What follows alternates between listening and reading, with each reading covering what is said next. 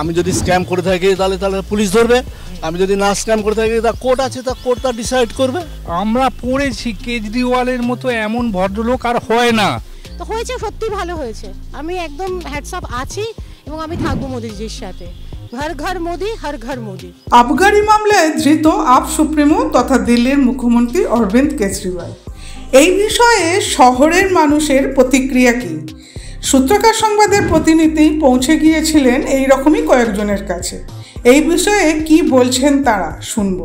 আমরা পড়েছি কেজরিওয়ালের মতো এমন ভদ্রলোক আর হয় না। সেখানে কেজরিওয়ালকে অ্যারেস্ট করা, আর বিশেষ করে এখন যে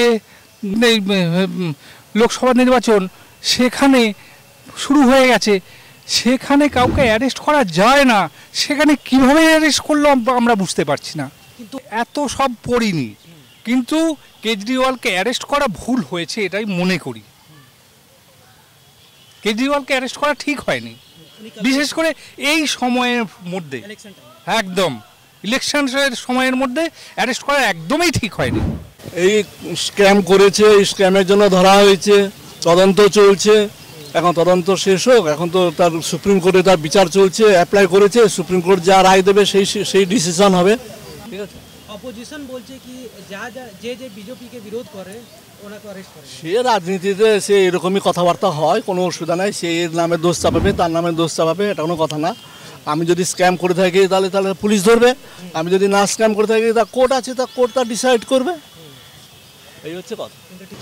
দুর্নীতির আখড়ায় যদি কেউ যুক্ত থাকে তাহলে তো তাকে একটা সাজা পেতে হবে, কিন্তু এখন অনেস্ট ম্যান কি এটা তো আমার জানা বোঝার কিছু নেই।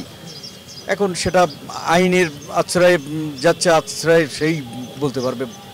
কিন্তু অপোজিশন বলছে এটা পলিটিক্যাল আছে। না, এটা তো পলিটিক্যাল, তো কম বেশি তো এটা তো সবাই বলবে সেই কথাই।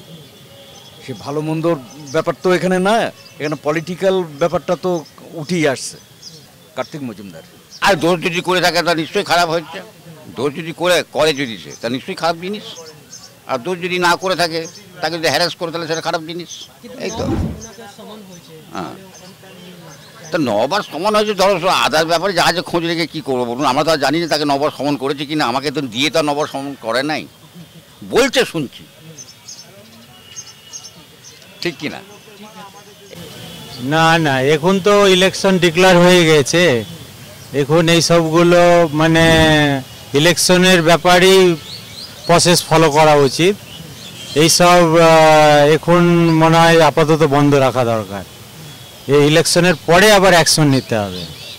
মানে যারা ভোট কাস্টিং ভোট মোটিভেশন, যে হয়তো বিজেপিকে ভোট দেবে, ওনার হয়তো মানে মানসিক চাপ থাকবে যে আমি এটা সঠিক জায়গায় ভোটটা দিলাম কি দিলাম না। এই জন্য যখন ইলেকশন ডিক্লেয়ার হয়ে গেছে তখন সেটাকে এখন অন্তত পেন্ডিং রেখে ইলেকশনের যে সমস্ত প্রসিডিওর আছে সেগুলো ফলো আপ করতে হবে। ওনাকে করেছে উনি চোর, ওই জন্য উনি গ্রেপ্তার আছে। হ্যাঁ, অনেকজনের আছে হবে, কেননা যে যখন আমি দোষী না তাহলে আমি হবে না। যিনি দোষী থাকলে চোর ধরা পड़ेगी। আজকে না কালকে ना परसों नहीं धरा पड़ेगी। ऐसा कोई बात नहीं है। वो भूल पब्लिक को भूल बुझाना है, ऐसा कोई बात नहीं है। जो चोर है उनको चोर साबित किया जाता है। अब विपक्ष सब दिन बोलते हैं कि अनलीगल काज होता है। अनलीगल काज होता नहीं है, क्योंकि अनलीगल कभी काज हुआ नहीं या नहीं होगा। जो बीजेपी करता है सच्चाई करता है, सच्चा काम करता है, अच्छा काम कर रहा है और अभी 400 पार है उसका। খুবই ভালো হয়েছে। হ্যাঁ, একদমই ভীষণই ভালো হয়েছে। এটা উচিত ছিল এবং এটা আরও আগে হলে ভালো হতো।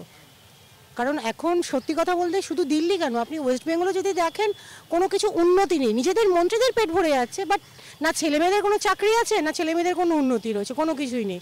তো হয়েছে, সত্যি ভালো হয়েছে। আমি একদম হ্যাটস অফ আছি এবং আমি থাকবো মোদিজির সাথে। ঘর ঘর মোদি, হর ঘর মোদি।